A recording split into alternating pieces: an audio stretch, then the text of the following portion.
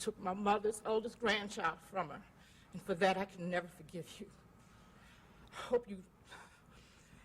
I hope you can deal with what you've done. Just why I hate you! What's your name, This defendant will never again see freedom. Crimeatorium translates to a place where crime resides. Your host, Madeline, guides the listener through sensitive topics such as murder, domestic abuse, child neglect, missing persons, and more. Take the next step and subscribe to Crimeatorium via your favorite podcast platform. Crimeatorium is also available on YouTube. Join me in the place where crime resides.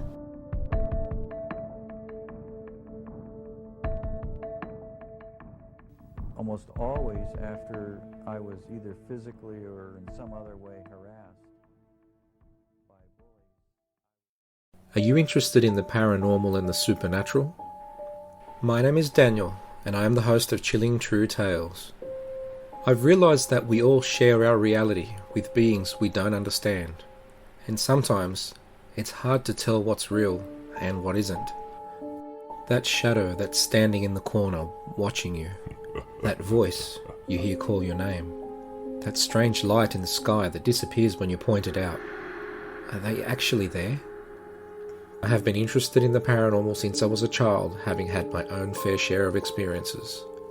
And other people have shared their first-hand experiences with me over the years as well, maybe looking for answers. I started SOS Paranormal to record, investigate, and share this area of interest so that all of you can experience this too. So please join me at Chilling True Tales for real experiences from real people. Now, are you ready?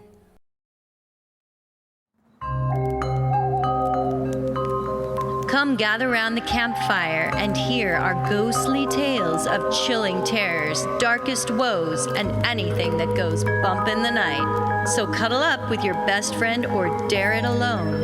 The darkness is closing in and spirits are calling your name. This is Fireside Phantoms.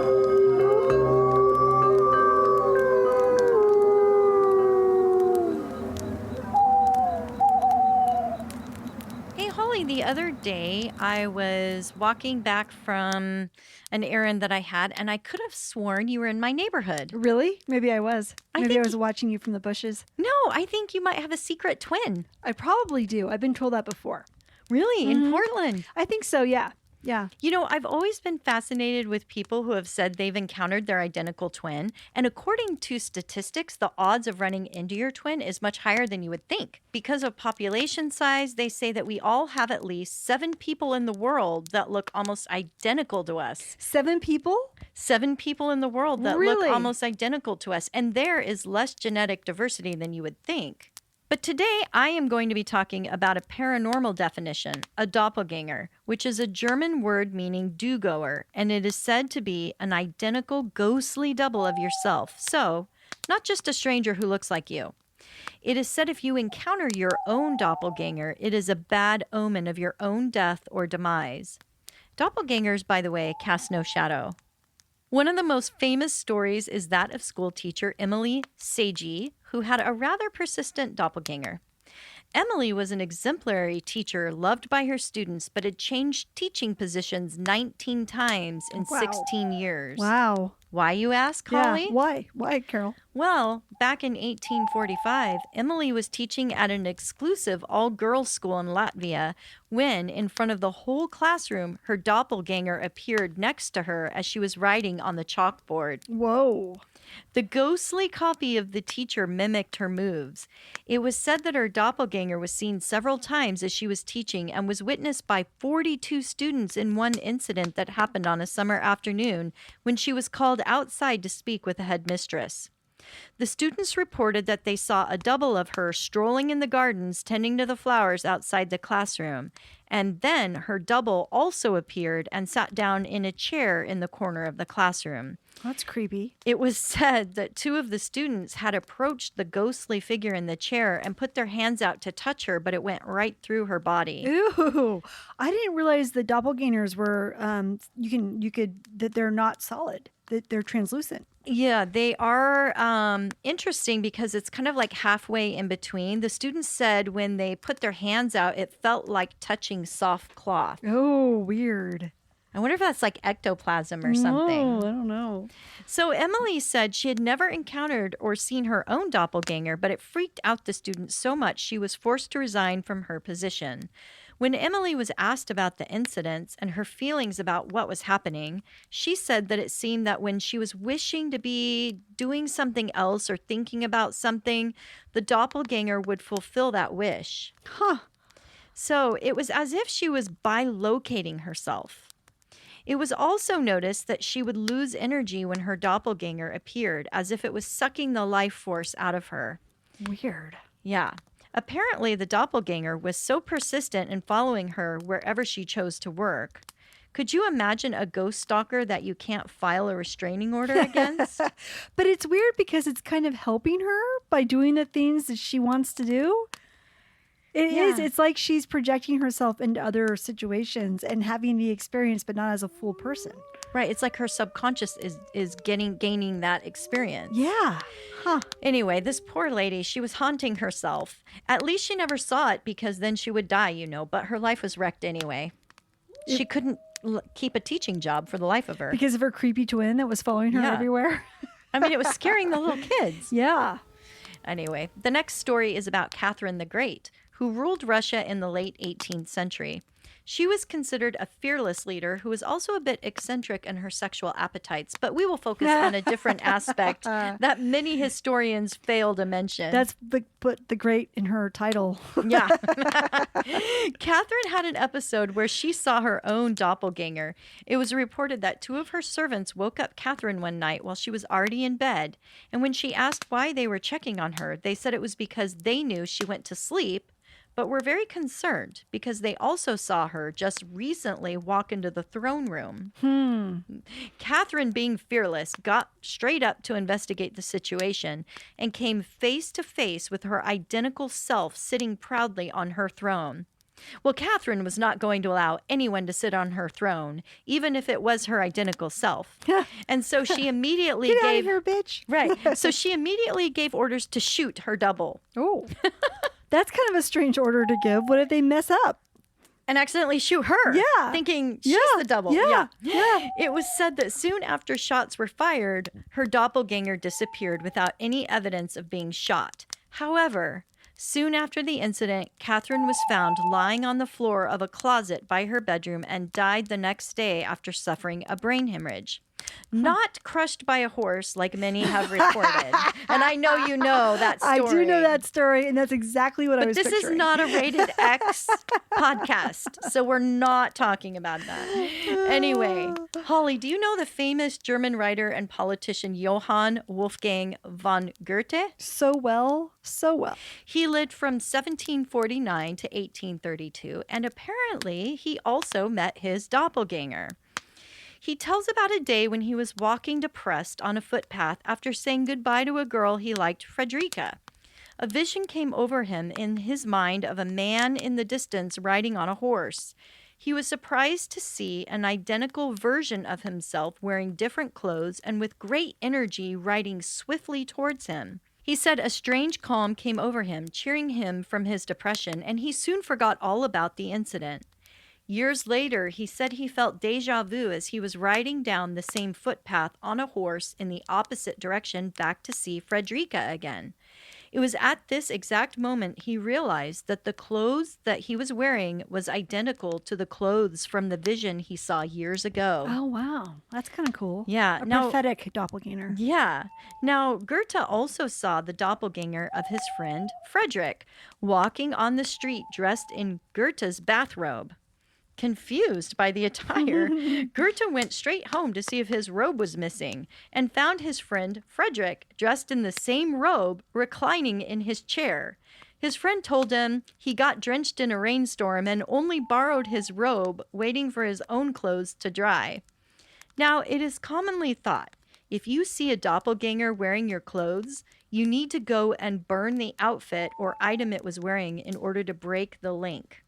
Oh, really? Yeah. Oh, that's so interesting. Okay. I guess, that was something that they thought you needed to do. And I'm not sure if either of these specific cases of Goethe was seeing a true doppelganger, because there was no demise or death following these sightings. And also Goethe was having these visions, he said, in his mind. So not true ghostly sightings. But either way, I would not be hanging around with anybody with the name Fred in their name.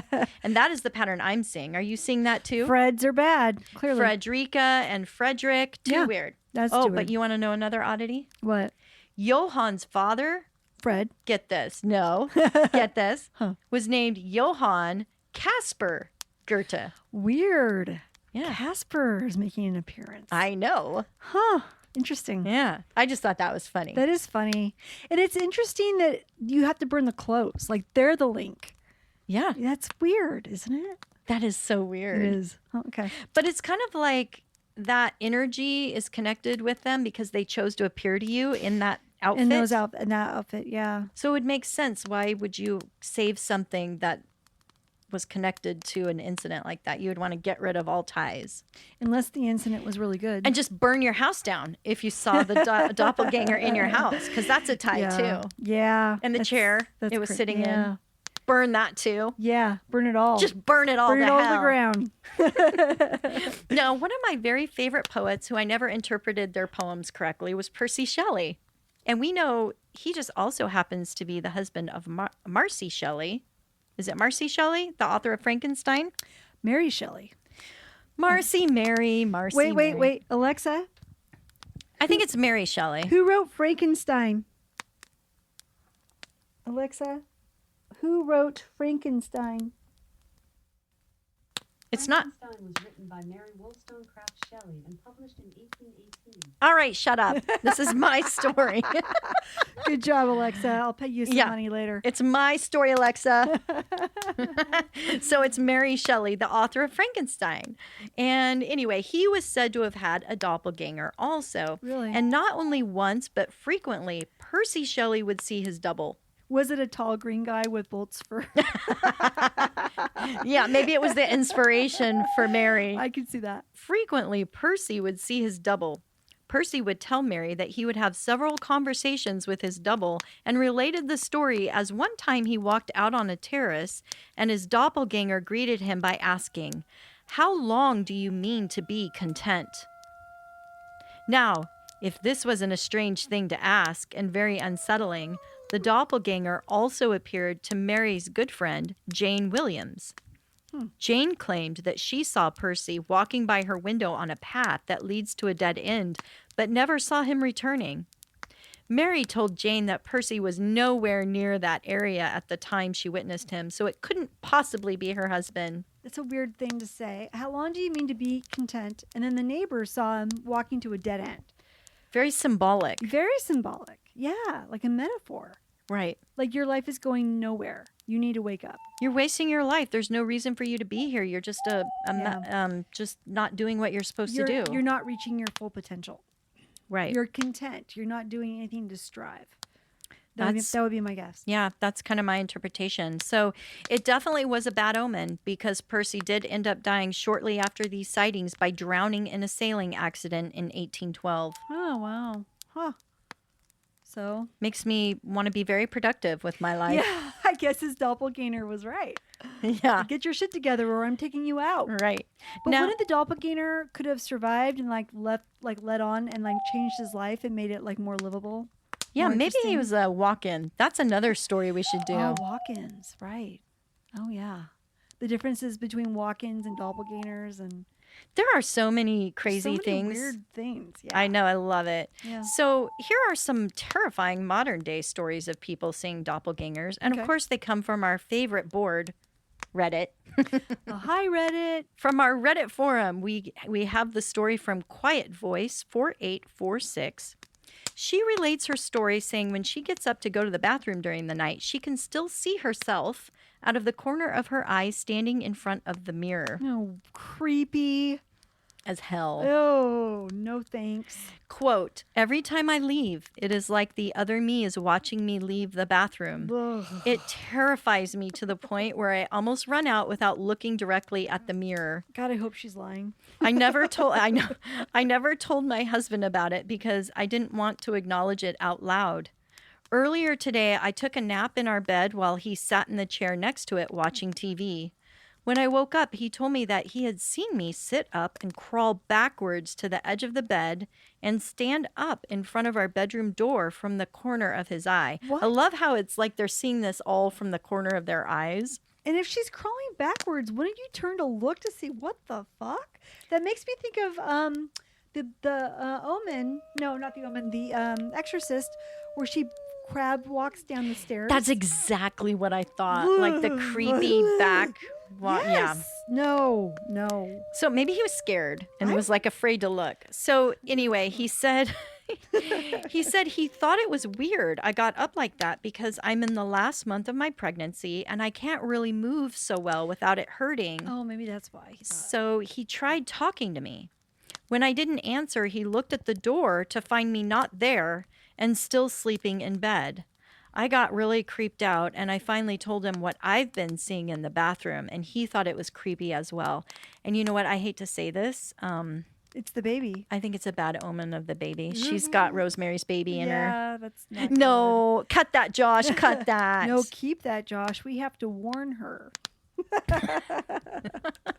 I'm sure everything's okay. I don't believe in omens. She's giving birth to Satan. We all know Oh, God. We're moving on. Speaking of seeing your twin in the mirror, this ties in. Did you know our former President Lincoln had a strange incident also that happened in 1860? Did he have a twin? He did. When he was reclining on a couch, he saw a twin reflection of his face looking at him from a mirror on the wall. His wife, Mary, also saw the second face, and because it was so pale and ghostly, she became very frightened. When Lincoln got up to investigate the doppelganger, the second face disappeared. He sat back down on the couch, but when he sat back down, the doppelganger appeared once more in the mirror. Mary, who was very superstitious and believed in omens, was terrified. She knew that seeing the doppelganger was a bad sign, and she predicted that Lincoln would be reelected a second term but would not survive it. Well, she was right. She was. I wonder if the reflection in the mirror, if there's like a bullet wound in his head or something, like, you know, showing him how he was going to die. The story that I read just said that it was just, he was pale. It was like a pale, sickly version of himself. He got shot in the back of the head, though, so maybe that wouldn't make sense to see in the mirror if you're looking directly at the front of the reflection. Huh. Yeah. My last story comes from Reddit user Hyperham 51197. Hyperham. I just get so tickled with all these names. Hyperham. Quote, I remember one time I was talking to my dad in a hallway of my house. I don't really remember what it was about. We both saw my mom clearly walk past us and into her room, shutting the door.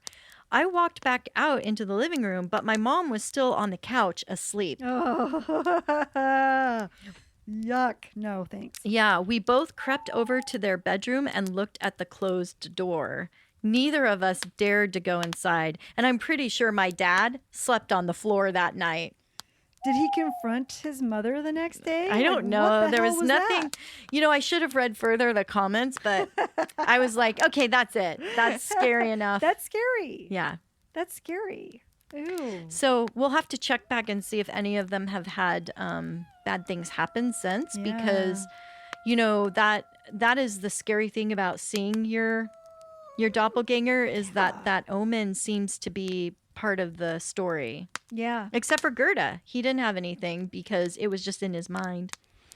At least that we have that can comfort us. Like, he's just crazy. But the rest of the stories are very disturbing. They are. And the question is, are they bilocating? Do they have the ability to bilocate, or are they somehow astral projecting subconsciously and not knowing it? I don't know. You know, it kind of makes me think about that story I did last season on Lizzie Borden, in which Amy Allen said that Lizzie Borden's personality had split and that the part of her that was evil and had done the murders still lived in the house. You know what this reminds me? That. Reminds me of Harry Potter Yeah. and the Horcruxes, where you're does. splitting your souls up into like there you 6 go. different, Yeah. Horcruxes. I mean, I think that makes sense because if you think about it, I mean, the way I think about souls and personalities and stuff, I think of them like a diamond with many different faucets.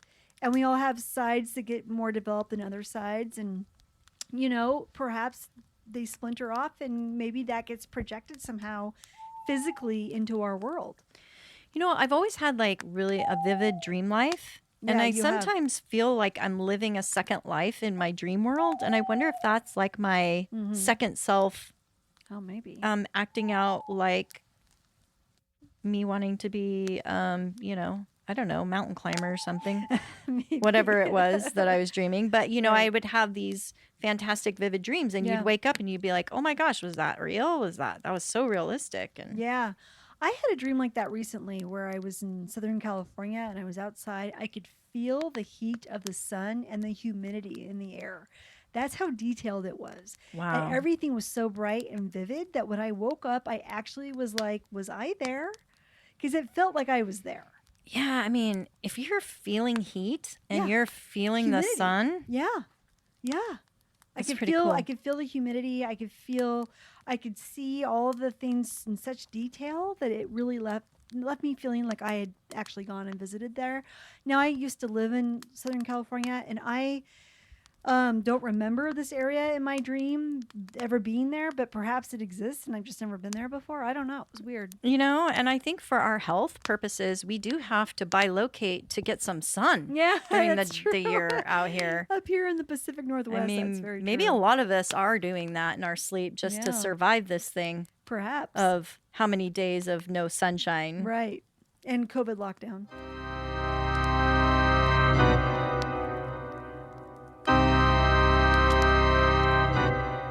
All right, so Carol, I see your doppelgangers and I raise you evil twins. Yes, evil twins. Do they exist? Evil they twins? sure do. Oh, my There's some goodness. evil ones out there. There's some very strange evil twin stories. There are the really popular ones, and those are the ones I'm going to do today. But I know that they've been covered by other places. So please forgive me if you've heard some of these stories, and perhaps you haven't. So here we go. The first story I'm going to tell you is about Ursula and Sabina Erickson. Oh, I thought you were going to say the Olsen twins. Well, no, but close. This is actually a pretty well-known story about these Swedish twins. They were born in 1967, and of course, they grew up in Sweden, The home of IKEA. which you were just telling us about. They had an older brother and an older sister. After growing up, Ursula moved to the United States, and Sabina moved to Ireland with her partner and had 2 children. On May 16th, 2008, Ursula... My birthday. Oh, that's Thank right. you very That is much. your birthday. Happy early birthday. On May 16th, 2008, Ursula came to Ireland to visit Sabina. The two decided to sneak out of Sabina's home and take off for Liverpool, England, but nobody knows why. Sneaky, sneaky. Yep, they just snuck out. Once they arrived in Liverpool, they went to the police station to report that Sabina's children were in danger. When the Liverpool station called the Dublin station to check on the children, they learned that Sabina had been fighting with her partner. So apparently she must have thought the partner was endangering the kids. I'm not sure. Yep, that's what it sounds like. After that, the sisters jumped on a bus headed for London. Once on the bus, the sisters were acting quite strange. They were acting nervous and they held on tightly to their bags, so the bus driver suspected they had illegal items in their bags. At a stop, the bus driver asked to search their bags and they refused, so he declined to let them back onto the bus. The bus driver told the manager of the service station where they were stopped that they were acting weird and he was going to leave them there. So the manager called the police. The police arrived and interviewed the women. The officers felt that they were not causing any harm, so they left. This set the course for Ursula and Sabina to walk down to the M6 motorway. This is where things get wild, Carol. Okay. When the twins got to the motorway, they tried to cross it.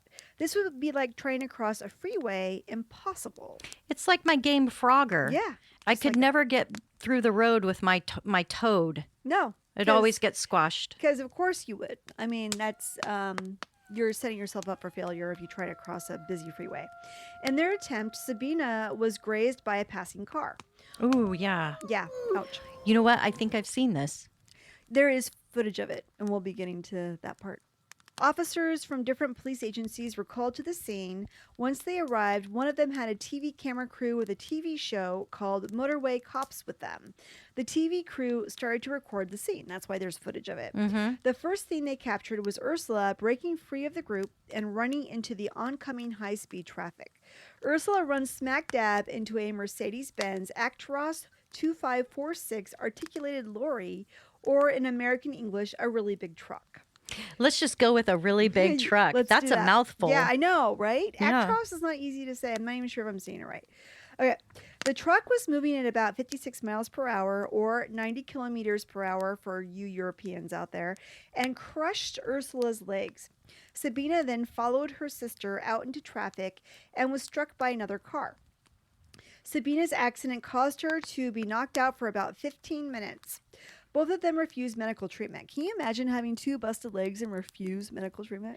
You know, I watched that video and it's crazy their reaction because it just seemed they were inhuman almost. Yeah, almost like they had superhuman strength or something. That's what I mean. Like they just were so, I mean, they didn't look like they were injured, but they really were. Yeah. Yeah, it's crazy. Ursula screamed and spitted at the paramedics and said, "I recognize you. I know you're not real." Sabina joined her sister's rage and screamed, "They're going to steal your organs." So they were really under some delusions of grandeur. Yeah, they were terrified. Yeah. But then Sabina, who apparently was not all that injured after smashing into the windshield of a moving car, got to her feet, punched a cop in the face, and then tried once again to dive into traffic. Wow. She was finally captured by the first responders and members of the public who had stopped to help and took her to an ambulance where she was sedated. Ursula was flown to a hospital to have her legs treated, and Sabina was driven to another hospital for examination. Well, I'm glad they, even though they were refusing treatment, that they got them some help. Yeah. My first reaction to hearing that is that they must be on some sort of drugs like PCP to withstand that kind of to go be pain. hit by a car, get blown up into a windshield, or have your legs crushed, and just keep on going is pretty intense. Yeah. About 5 hours later, Sabina was released from custody after acting normal. No psychiatric evaluations were performed. The court did charge Sabina with trespass for her stint on the motorway and for striking a police officer, but she was sentenced to 1 day in custody and was released. Once released, Sabina tried to find her sister's hospital, but to no avail. She encountered a couple of men walking down the street, and she stopped to pet their dog. As she spoke to them, she told them she was looking for her sister and needed to find a place to stay. One of the men, Glenn Hollingshead, who liked to help out people in distress, offered her a place to stay at his home. Nice guy. Yeah, she accepted. The three of them returned to Hollingshead's home where they had drinks. However, Sabina was still acting quite strange. She kept looking out the window as if she was worried she was being followed, and then she would offer them her cigarettes and then snatch them out of their mouths, telling them that they were poisoned before they could, had a chance to smoke them. Oh, wow. That's weird, right? Yes. The next day, Hollingshead was found after he collapsed at his neighbor's feet, covered in blood, and said, "She stabbed me," before dying from his injuries. Then the neighbor. So she killed him. Well, yeah. Then the neighbors saw Sabina take off. They called the emergency number and alerted the cops. Apparently, Sabina was seen running down the road, hitting herself in the head with a hammer. Okay, yeah. Something's definitely wrong. Yeah. At this point, we're pretty sure. Yeah. Oh, my gosh. Yeah. A passing motorist stopped and tried to subdue her, but she took a roof tile out of her pocket. Where she got that, I'm not clear. And hit him with it and continued on her way. So she hits him with the roof tile and she takes off. Wow. She then runs to a 40-foot bridge and jumps onto the roadway below.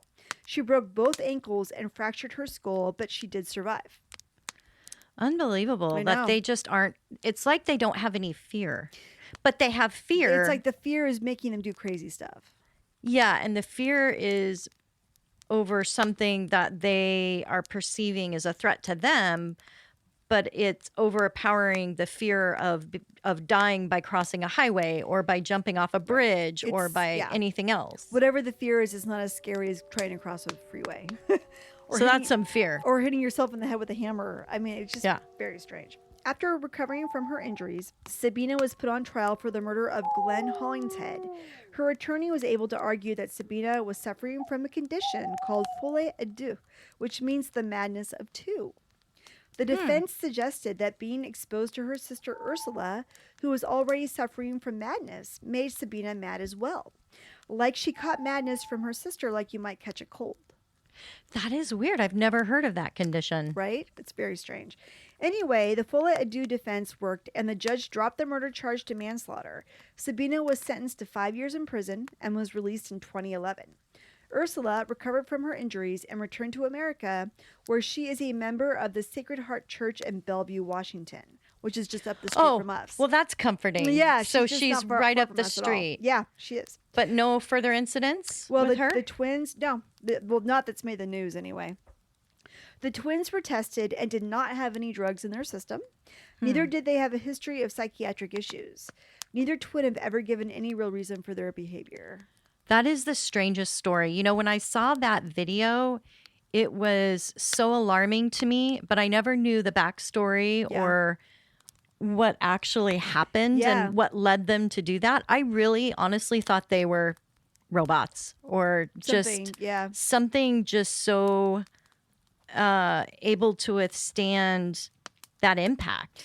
Well, it's amazing because your brain is designed to keep you out of pain and Yeah. to keep you safe. And so doing something like what they were trying to do by crossing that freeway is like the opposite of what your brain is designed to do. So there must have been something going on that shut down that part of their brain of self-preservation, and that made them just want to do it anyway. Yeah, it's like the fight or flight instinct, but they had both. But it was in the reverse. Or I they were guess. fighting and flying Yeah, at the same time. yeah. Weird.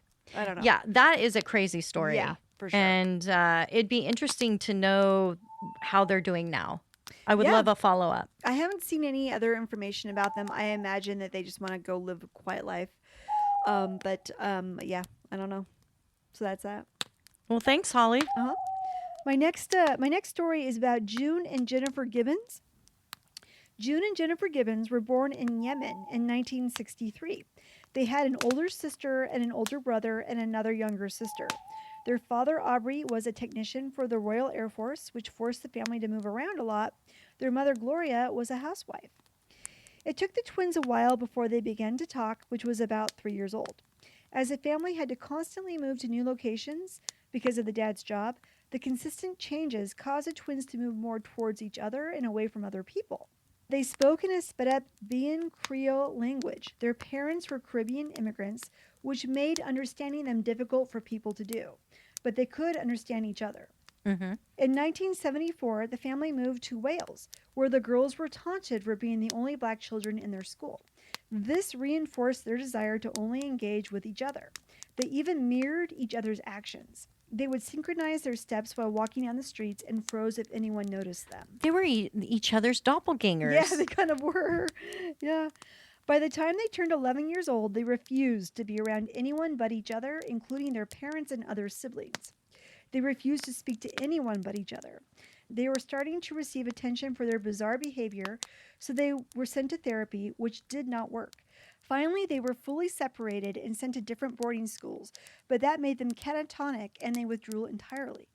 When the girls returned home a few years later, they retreated to their bedroom and refused to interact with anyone but each other again. As puberty hit, they would wrap their chests in bandages so no one could see their developing breasts. Their mother had to leave food outside their room and shove mail under their door. Their family could hear them inside the room laughing and talking or fighting, so they knew that they were still alive. Since the girls were not big on speaking, they decided to get into writing and started writing many short stories and novels. Finally, the girls became all a Twitter about boys. In fact, they lost their virginity a week apart to the same boy. Who this boy is or how they met him, I have no idea. Yeah, because they don't talk to They anyone. don't talk to anyone, so I don't know how that worked out. They probably just like went online and picked somebody. Well, this was in the 1970s or 80s, Okay. so there was no internet back in those days. Oh, I keep forgetting. Yeah, I I always know. have that problem. I know, it's hard to remember our lives were like before the internet. Before the came, internet. You know. However, despite their, or perhaps because of their newfound romance, the girls started to turn on each other and tried to kill each other. That's what happens when you love the same boy. That's right. As all great siblings do at one point or another, Jennifer tried to strangle June with a cord from her radio. Oh. And June paid Jennifer back with a heavy intentional head dunking in a river in which she held her underwater probably longer than she should have. Oh. In their diaries, June wrote that her sister was driving her insane and she feared Jennifer greatly, as Jennifer, quote, had a murderous gleam in her eye. End quote. Jennifer's diaries back this up, as she said they had, quote, become fatal enemies in each other's eyes, end quote. The girls started experimenting with drinking, marijuana, and crime. At first, they started off committing petty theft, but soon they escalated to arson. They burned down a tractor store, causing injuries and $200,000 worth of damage, and followed that up with an attempted arson of a technical college. This time, they were caught, and because of their refusal to speak, instead of being sent to prison, they were sent to a mental institution called Broadmoor. Wow. The girls stayed at Broadmoor for 11 years. June later said she felt that because they would not speak to anyone, they received a much longer sentence than they should have. She said she even wrote to the Queen for help. The girls were treated with antipsychotic medications, which caused some strange side effects like tardive dyskinesia, I don't know if I'm saying that correctly, which causes involuntary repetitive movement. Eventually, their story was discovered by a writer named Marjorie Wallace, who ended up writing a book about the twins named The Silent Twins. It was published in 1986.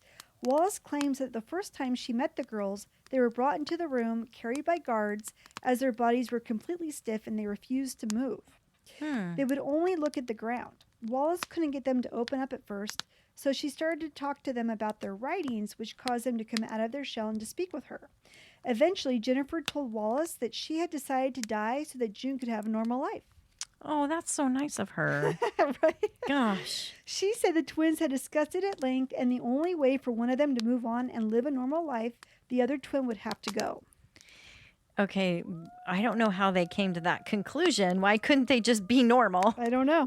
Jennifer volunteered to do this for June. According to Ranker.com, when the girls were transferred from Broadmoor in 1993 to another clinic, Jennifer, who, quote, slept throughout the trip with her eyes open, was unresponsive and later pronounced dead upon arrival, end quote. As it turns out, at the ripe old age of 29, Jennifer Gibbons passed away of heart inflammation. Weird. Yeah. She had no drugs or poison in her system and was considered to be in good health. There was no known cause for the heart inflammation. She just lost the will to live I on guess, purpose. She yeah. purposely. She purposely outed out of there for June. Her death at such a young age remains a mystery. Wallace stated that after Jennifer's death, June said, quote, I'm free at last, liberated, and at last Jennifer has given up her life for me, end quote. June said that Jennifer spoke her last words as they finally left Broadmoor. She said, quote, at long last, we're out, end quote. Leaving Broadmoor, and she was really out, like out. So where is she now? Well, that's what Jennifer said before she died. They were leaving Oh. Broadmoor after being there for 11 years, which Yeah. they said was a terrible experience. Right. So as they're leaving on the train or the bus or whatever, she said, at long last, we're out. She goes to sleep with her eyes open, which is weird. And then when they get to the new clinic, she's dead. Wow. Yeah. That is go a ahead. really disturbing story. It is. It's very sad, really. After Jennifer's death, June started to open up greatly about their relationship, even giving interviews to media outlets. She said that speaking their own language to one another and creating mirroring gestures started out as a game, but it went on for too long, which caused them to isolate from others. In one of June's diary entries, she said, quote, we are both holding each other back. There is a murderous gleam in her eye. Dear Lord, I am scared of her. She is not normal. She is having a nervous breakdown. Someone is driving her insane. It is me, end quote. Jennifer's death caused great She's grief. very enlightened of Yeah. herself. Yeah. I mean, what an interesting experience. It is almost like a doppelganger experience in a Yeah. weird way. Yeah. Jennifer's death caused great grief in June. She wrote a poem for her twin and had it engraved in her headstone.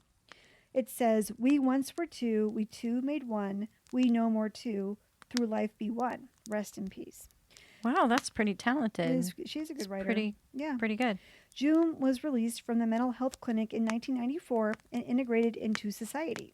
Her doctors have kept her on medication reportedly for schizophrenia, and she currently lives in a town on the coast of England somewhere. She visits her sister's gravesite every week. Yeah, it must be very sad for her to lose her twin if that was such a part of your life for so many years.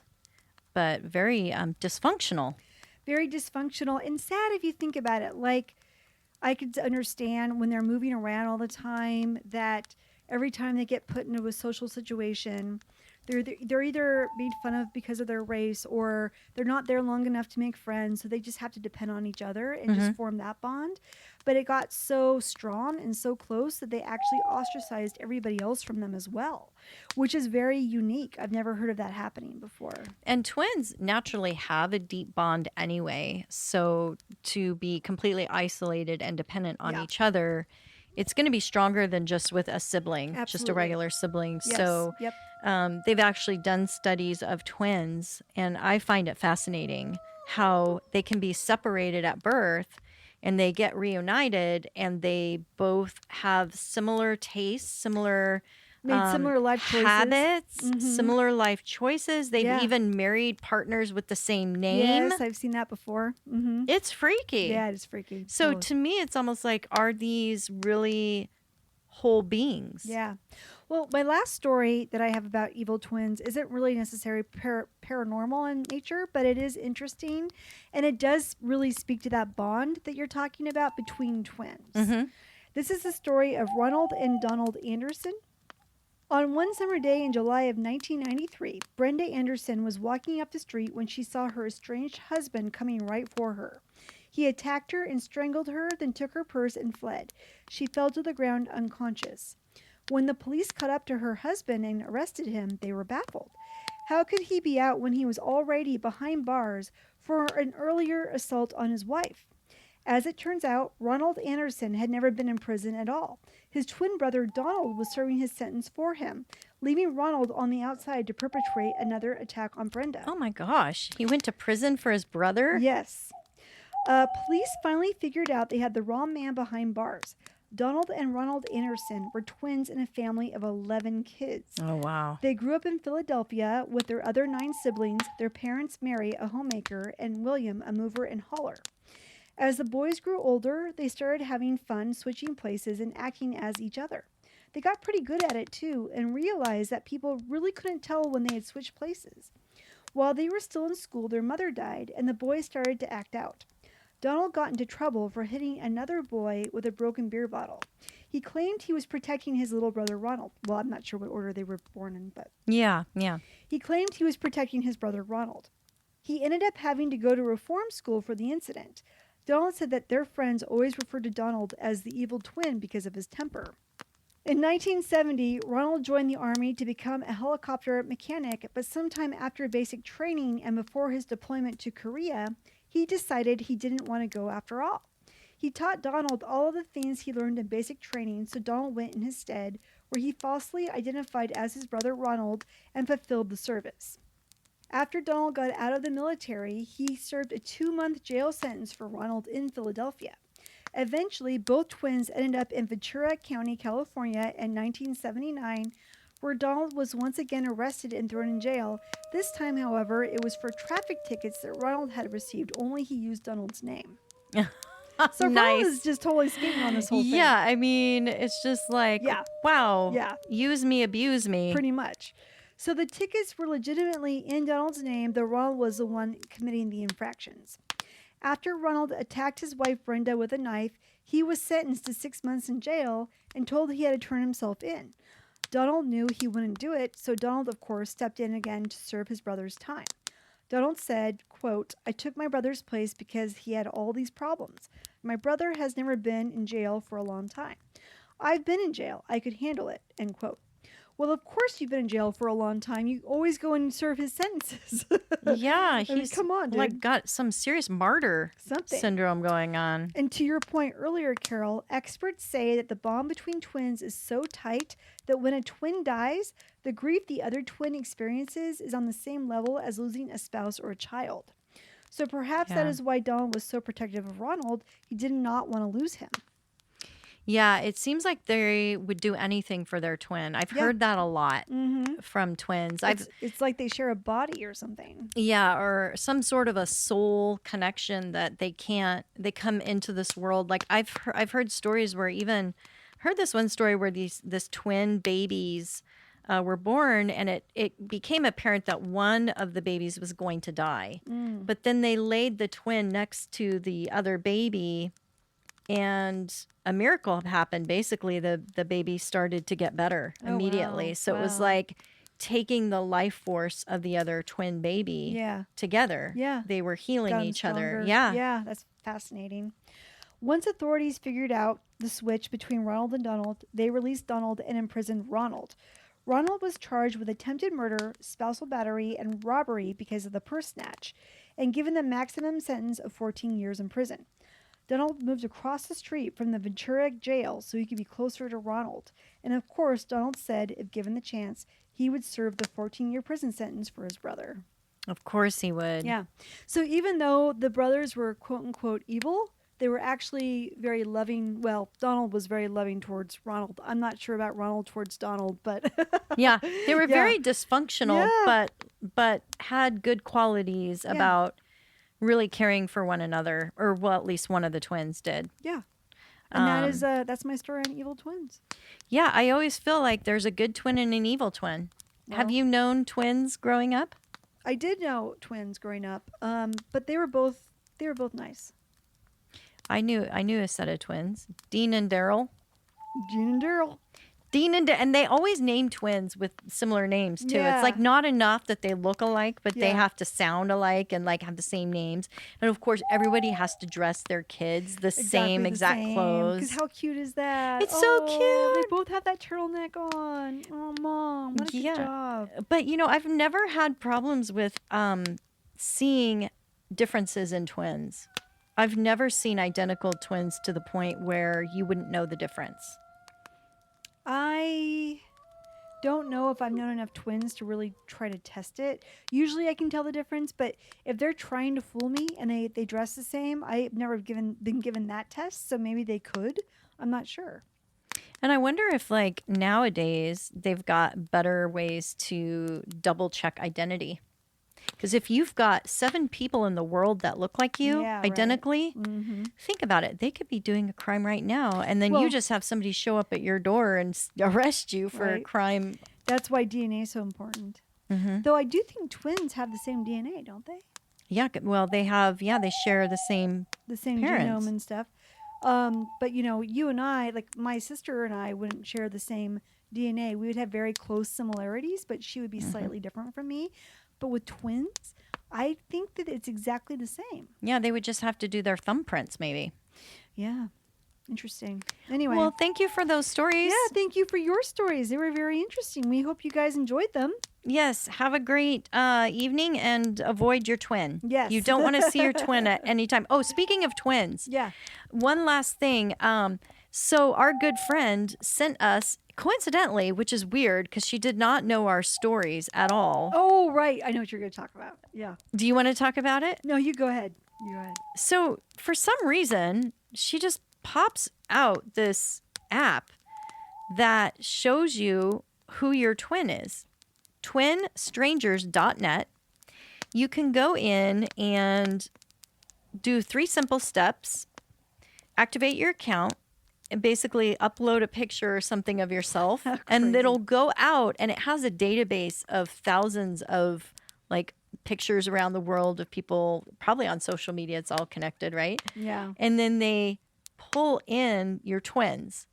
And it's remarkable. They show examples of people finding their twin, and it is so spooky. These people look identical to each Wow. other. Wow. I mean, I can tell the difference, Did but you do it? a lot of Did you people. put your picture up there? Oh, hell no. I'm not doing that. Are you? I double dog dare I you. could. I'm not I scared. triple dog dare I'm you. not scared, Carol. I'll do it. Anyway, listeners, if any of you have the nerve to do this and you come up with your evil twin or good twin, My only fear would be to Send- find out my Let us lookalike know. is doing better in life than I am. I don't want that to be. I want it all to be based on looks. I want her to be as miserable as I am. but a lot of these people say that these twins that they've found have become like their best friend. That's a They've little creepy. become such a, like they've flown around the world to meet their twin. That's weird. And even the parents are like, oh my gosh, your mannerisms are even the same. There's this one case where these twins, they looked so similar that they got DNA testing and they're not even half related. They're not even, you'd think they'd be some sort of same from part of the world or Yeah. have some sort of, no, not at all. Wow. Huh. So that just tells you Yeah. You the- just never know. the pool is getting less and less. Yeah. And we're looking more and more like everyone else. Yeah. Huh. Pretty soon we're all going to look like The Greys. I was trying to randomly think of an attractive person that we're all going to look like. I've been, Kevin Bacon. No, we're all thinking of Kevin the Bacon. Kevin Bacon rule. I've been told by more than one person that I look like Julianne Moore. You do, When I especially have blonde red hair. when you have red hair. Actually, we'll throw a picture up of you because you And do look Julianne. like Julianne Moore. I do. I don't look like anyone, thank God. I know. I was just trying to think, who do you look like? I've had people tell me I look like the Mona Lisa. No, I'm kidding. The Mona Lisa. I'll throw a picture of myself. I put my head through the Mona Lisa at a street fair. People couldn't tell the difference. They're like, oh No. my God, that's the real Mona Lisa. They tried to steal me. They tried to steal me But right I then and there. thought, didn't you tell me recently that you've been told you look like some celebrity, like a current celebrity? No. Shit.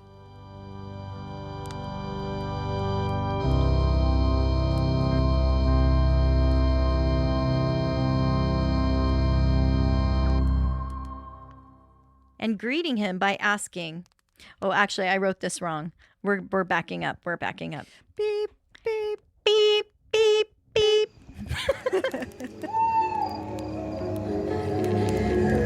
As the flames die down, do remain undaunted. Though all hitchhikers are ghosts, And all dolls are definitely haunted. hey guys, be sure to follow us on Instagram. Our handle is @FiresidePhantoms. If you have a spooky story you would like to share with us, send it to firesidephantoms@gmail.com and you may hear it on a future episode.